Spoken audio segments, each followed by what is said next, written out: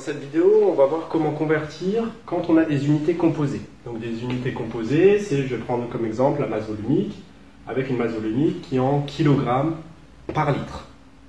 Donc je vais vous montrer une technique qui peut vous paraître un petit peu compliquée pour ceux pour qui c'est intuitif, mais justement je vais vous montrer une technique qui marche à tous les coups. Donc ceux qui ont du mal à convertir ou pour qui ça n'est absolument pas intuitif, je vous conseille d'utiliser cette méthode. Elle peut paraître un petit peu longue au départ, mais au moins vous êtes sûr d'avoir à tous les coups votre conversion qui est juste. Donc c'est pour ça, utilisez vraiment cette technique-là si vous avez le moindre doute.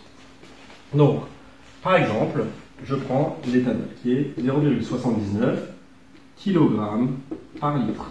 Donc je vais l'écrire sous la forme 0,79 fois 1 kg divisé par 1 litre. Si maintenant je veux ma grandeur, je ne sais pas, je vais prendre comme exemple, je veux ma grandeur en grammes par litre. Donc en fait, l'idée, c'est que je vais convertir, je vais réécrire 0,79 fois, et je vais convertir les unités qui vont changer. Donc 1 kg en grammes, ça je sais faire, je sais que ça fait 1000.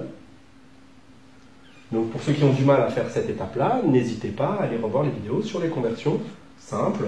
Alors simple ne veut pas dire facile, mais simple juste avec moins de choses à faire pour convertir. Donc 1000 grammes, et je divise par, ça ne change pas, 1 litre. Donc je me retrouve avec 0,79 fois 1000, et j'aurai bien des grammes par litre. Donc ça me fait 790 grammes par litre. Voilà pour un premier exemple. Donc à présent, un deuxième exemple, avec cette fois-ci, au départ, à nouveau l'exemple de l'éthanol, avec une masse volumique de 0,79 kg par litre, et je vais vouloir obtenir ma masse volumique en grammes par millilitre. Donc, je vais écrire comme avant, mu égale 0,79 fois 1 kg divisé par 1 litre. Je réécris 0,79 fois, et maintenant je transforme donc les kilogrammes en grammes, donc ça me fait 1000 grammes. Je divise et je vais mettre 1 litre en millilitres, je vais trouver 1000 millilitres. Du coup, ça veut dire que la réponse, ça va être 0,79 fois 1000 divisé par 1000, donc 0,79 grammes par millilitres.